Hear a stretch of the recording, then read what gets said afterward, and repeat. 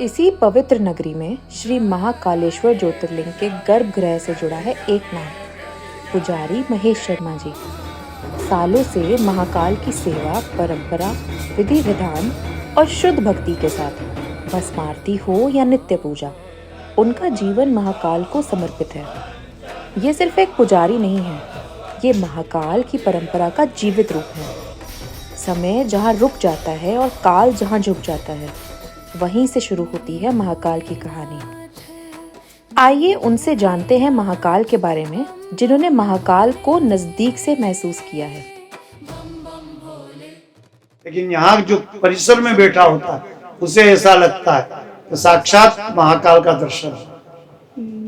अभी साइन भी मिला, वही कह तो रहा हूँ, अभी साक्षात दर्शन हो रहा है भगवान महाकाल, वो उससे प्रतीत होता है। किसी ने आजकल साधु वेश में खमंडी साधु हो गए, जिन्होंने सनातन धर्म को व्यवसायीकरण कर दिया है, व्यवसाय के रूप में बेचने लगे। इस पे जब तक रोक नहीं होगी तब तक आचार्य शंकराचार्य जैसा कोई संत इस भूमि पे नहीं होगा, तब तक सनातन धीरे धीरे समाप्त की ओर होगा। चाहे वो आम नागरिक हो, चाहे अफसर जैसा व्यक्ति हो, अधिकारी हो, पद का गरूर हो, तो ये लोग भगवान की मर्यादा और परंपराओं को तोड़ते हैं। इस दुनिया में जिस प्रकार से केवल सनातन धर्म को इवेंट के रूप में माना जा रहा है, ये समाप्त होना चाहिए। जो साक्षात भगवान राम ने बनाई है, जो शिव ने बनाई है, उन परंपराओं का जो पालन करेगा उससे सब सुख सुविधाएं ईश्वर की ओर से मिलेगी।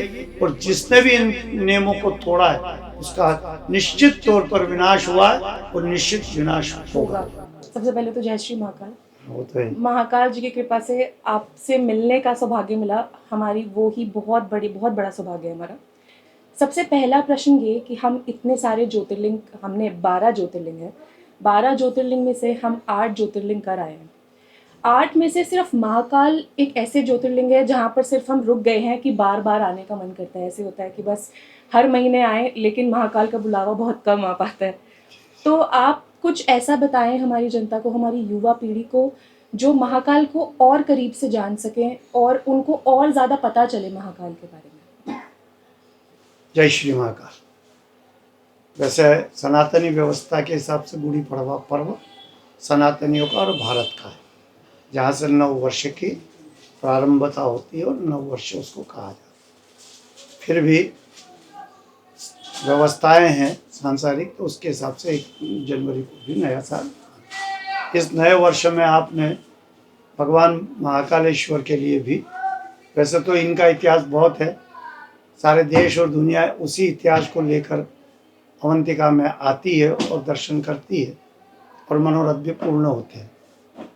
लेकिन फिर भी इस नए वर्ष में युवा पीढ़ियों के लिए, सनातनियों के लिए एक बात अवश्य है कि इस संसार का यदि कोई दाता है और इस संसार का कोई विधाता है तो केवल वो भगवान महाकाल।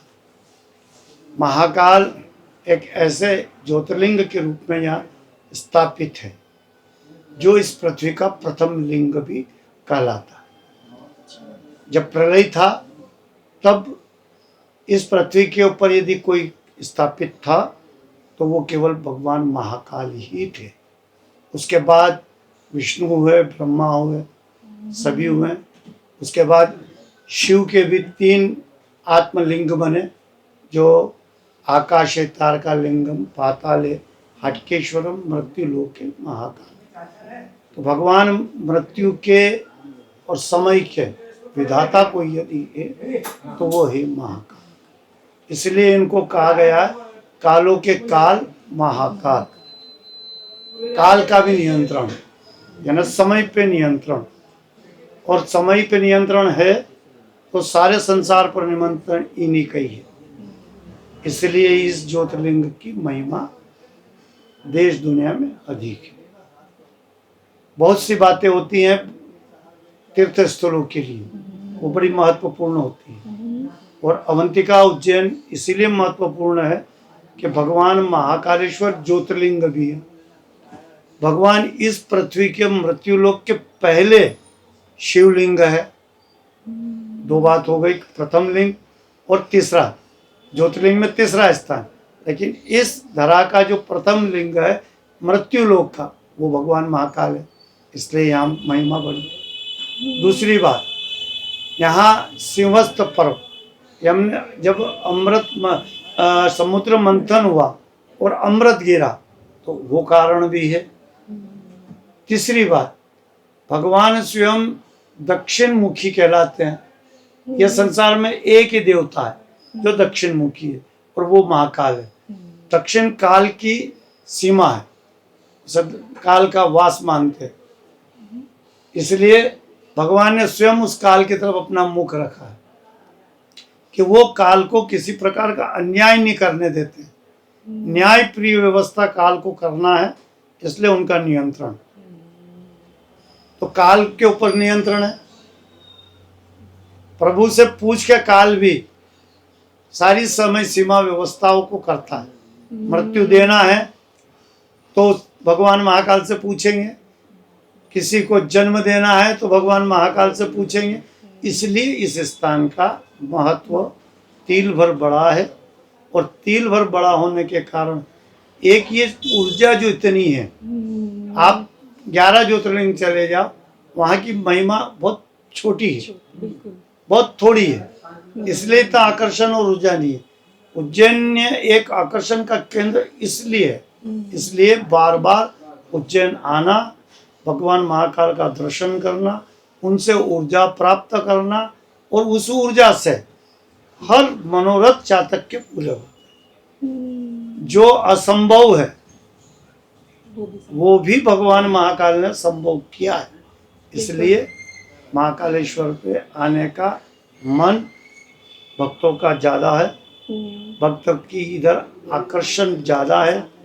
भगवान महाकाल की देव पूजा भी जो है उसका भी एक आकर्षण है। भगवान महाकाल का जब श्रृंगार करते हैं पुजारी, तो भावना से करते हैं, और जब भावना से श्रृंगार होता है तो दिव्यता उसके अंदर आती है। और उस श्रृंगार को यदि कोई कहीं भी दुनिया में बैठा हो और इलेक्ट्रिक माध्यम से वो देखता है तो वो मोहित हो जाता है भगवान शिवलिंग पे। दूसरी बात यहाँ की और है विशेषता कि हम पुजारी वर्ग, जो हमारी वंश परंपरा रही है इस जगह के लिए, तो हम वेतन भोगी नहीं होते हुए वेतन को लेके सेवा नहीं करते, मन से सेवा करते। यदि वेतन ना भी मिले, पारिश्रमिक ना भी मिले, तो भी हम उनकी सेवा करते हैं। इसलिए सेवा में भी दिव्यता दिखती है। बिल्कुल। जितनी दिव्यता और जितने मंत्रों से, जितने सामग्री से, जितना तन मन लगाकर भगवान की आरती यदि यहाँ का पुजारी करता है, वो देश दुनिया देखती है। अन्य जगह की आरती देख लो तो भगवान महाकालेश्वर की भस्मा आरती देख लो, आदमी भाव विभोर हो जाए। यहाँ जो बैठा होता है वो तो होता ही है, दुनिया का कहीं भी बैठा हुआ आरती दर्शन करता है वो भी भाव विभोर, लेकिन यहाँ जो परिसर में बैठा होता है उसे ऐसा लगता है कि साक्षात महाकाल का दर्शन हो रहा है। अभी साइन भी मिला, वही कह तो रहा हूँ, अभी साक्षात दर्शन हो रहा है भगवान महाकाल। वो उससे प्रतीत होता है, किसे? जो वहाँ बैठ के भगवान का दर्शन। वो 2 मिनट का होता है, जब हम लाइट बंद करके दिव्य ज्योति के अंदर जब उसकी आरती करते हैं तब भगवान साक्षात दिखते हैं। बिल्कुल दिखते हैं। जब आप क्या बैठे हो तो रोमांच खड़ा हो जाता है, आपकी शरीर के बाल खड़े हो जाते हैं, आपका रोमांच हो जाता है शरीर, और ऐसा लगता है कि मेरे शरीर में कोई दूसरी शक्ति भी प्रभावित है जिसके कारण मेरा शरीर। तो ये यहाँ की दिव्यता है, ये यहाँ का आकर्षण है। इसमें पुजारी भी सहभागी है भगवान की सेवा करने में, और भगवान को भस्म चढ़ती है। इसलिए भी यहाँ भगवान 11 ज्योतिर्लिंग में भगवान को तिलक लगाया जाता है, लेकिन यहाँ महाकाल को स्नान कराया जाता है। अघोर के 5 मंत्र भगवान के होते हैं, और वो जब भगवान महाकाल पर बोलकर जब भस्म स्नान कराते हैं, जो भस्म भगवान की जलाधारी में जाती है, और जब बाद में आरती के बाद हम लोग उसको उठाकर भक्तों को दे देते हैं, वो असाध्य रोगों को भी दूर करती है। इतनी बड़ी वो औषधि हो जाती है। तो ये सब कारण मिलके उज्जैन, महाकाल और महाकाल की महिमा, ये सब आकर्षण का केंद्र है। और इसीलिए दुनिया महाकाल की ओर बार बार खिंचाती है, बार बार आती है और बार बार भगवान को नमन करती है और अपने मनोरथ पूर्ण करती है। एक और क्वेश्चन इन सब से मेरे दिमाग में अभी आपकी बातें सुन के और भगवान जी का साइन देख कर आया कि ऐसे कौन से नियम हैं जो आने वाले लोगों को फॉलो करने चाहिए। कुछ ऐसे पहले होता था कि गर्भगृह में एक आउटफिट होता था जिसका पालन करना होता था। क्या अभी भी वो सब नियम पालन होते हैं या फिर कुछ ऐसे चीजें जो दर्शकों को जो आ रहे हैं उनको ध्यान रखना चाहिए? देखिए, अब पहले जब मंदिर गर्भगृह में जाया जाता था तो पवित्रता के तौर पर पैर हाथ धोना, मोजा, लकड़ी, चमड़े के बेल्ट, ओके अन्य इत्यादि वस्तु लेकर गर्भगृह में नहीं जाई जाती, ओके ये सब प्रतिबंधित था। ओके लेकिन कुछ वर्षों से गर्भगृह आम लोगों के लिए बंद कर दिया है। लेकिन फिर भी जो गर्भगृह में जाएंगे, चाहे वो पुजारी हो, पुरोहित हो या कोई विशेष व्यक्ति जाता है, तो उसे नियम का पालन करना, उसे धोती पहनना होती है। धोती भी लांग लगी हुई धोती होना चाहिए ओके और ऊपर वस्त्र पे एक उपवस्त्र के रूप में या तो पंचा हो या बनियान हो। ओके। इसके अलावा उसके ऊपर ना कुर्ता हो ना अन्य वस्त्र ऐसा पहरावा हो जो पवित्रता को भंग करता हो, तो उसका मान्यता है। महिला यदि अंदर जाती है तो उसे जो उसका परिवेश है, साड़ी, ब्लाउज, पेटीकोट, उसे पहनती है, उसको हम पवित्र मानते हैं और उसको वस्त्र को पहन के जाती है तो भगवान का, उसका गर्भगृह का जो पवित्रता है वो स्थापित होती है। तो इसलिए इन सब चीज़ों को हर व्यक्ति को मंदिर जाता है तो ध्यान रखना चाहिए। लेकिन सनातन धर्म में कुछ अहमवादी लोग हो गए जो अहम का उनमें गरूर आ गया है और वो मंदिरों की परंपराएं तोड़ रहे हैं। चाहे वो आम नागरिक हो, चाहे अफसर जैसा व्यक्ति हो, अधिकारी हो, पद का गरूर हो, तो ये लोग भगवान की मर्यादा और परंपराओं को तोड़ते हैं, जो गलत है। उसके परिणाम निश्चित आज ना मिलते हैं, लेकिन किसी दिन भी उस भगवान की लाठी में आवाज़ नहीं होती है, बिना आवाज़ की लाठी पड़ती है तो उसका, ये तो ठीक है, वो तो नष्ट होता ही है, उसके कुल भी वंश नष्ट हो जाते हैं। ये भगवान की लाठी का मार होती है। कुछ साधु संत जो सनातन के वेश में आवरण ओढ़े हुए हैं भगमा, और भगमा आवरण ओढ़कर मंदिरों की मर्यादा तोड़ते हैं, मंदिरों की मर्यादा को तोड़कर अहम करते हैं, घमंड करते हैं, भगवान की पूजा में घमंड करते हैं। भगवान महाकाल हमारे राजा हैं, इसलिए यहाँ मस्तक पे न केप होती है, न टोप होता है और न ही ऐसा कोई पंचा बांधा जाता है जिसको बांध कर जाए अंदर जाए। उनके सामने सर उगाड़ा होता है। महिला स्त्री का एक आचरण है, उसका एक चरित्र है, उसकी एक पवित्रता, उसकी एक आंखों की नमी होती, इसलिए उसे इतना मस्तक ढाकने का अधिकार होता है इस सनातन में। उसका पालन वो करती है, पुरुष को ये करना है। लेकिन आजकल कुछ साधु वेश में खमंडी साधु हो गए जिन्होंने सनातन धर्म को व्यवसायिकरण कर दिया है, व्यवसाय के रूप में बेचने लगे। इस पे जब तक रोकनी होगी तब तक आचार्य शंकराचार्य जैसा कोई संत इस भूमि पे नहीं होगा, तब तक सनातन धीरे धीरे समाप्त की ओर होगा। इसलिए मैं आपके इस माध्यम से उन सभी लोगों से ये आह्वान करता हूँ कि धर्म की, सनातन की व्यवस्थाओं में जो पवित्रता आद्य शंकराचार्य ने बनाई है, भगवान स्वयं साक्षात कृष्ण ने बनाई है, जो साक्षात भगवान राम ने बनाई है, जो शिव ने बनाई है, उन परंपराओं का जो पालन करेगा उसे सब सुख सुविधाएं ईश्वर की ओर से मिलेगी।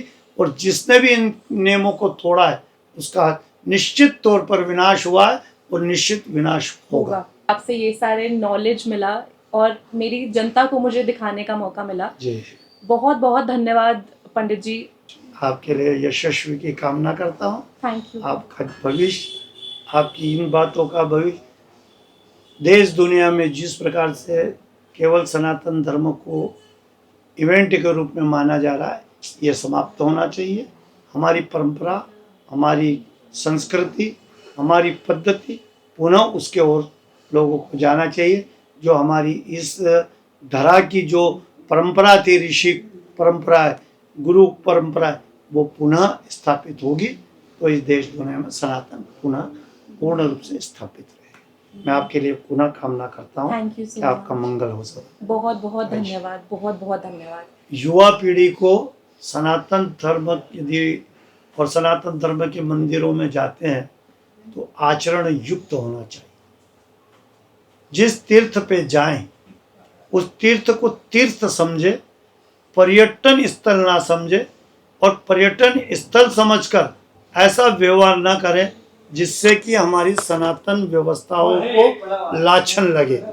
मंदिरों के लिए और तीर्थों पे जाएं तो पूर्ण आचरण शुद्ध होना चाहिए, शुद्धता होनी चाहिए, बोलने में शुद्धता होनी चाहिए, खाने पीने में शुद्धता होनी चाहिए, पहनने ओढ़ने में शुद्धता होनी चाहिए।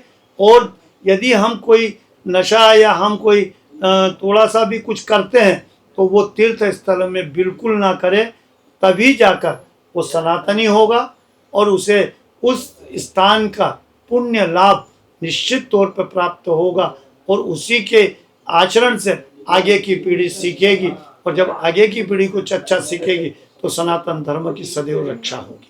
मैं उन सारे युवाओं से यह अपील करता हूँ कि यदि तीर्थ के लिए वो जाते हैं, देव दर्शन के लिए जाते हैं, तो सारे गलत आचरणों को अपने घरों पर छोड़कर और तीर्थ स्थलों पर जाएं और वहाँ शुद्ध और पवित्रता से वहाँ का आचरण करें और वहाँ से पुण्य कमा कर आए, न कि पाप कमा कर अपने घर में आए। Thank you so much, thank you so जय मच। श्री जय श्री महाकाल। महाकाल। जय श्री- थैंक यू।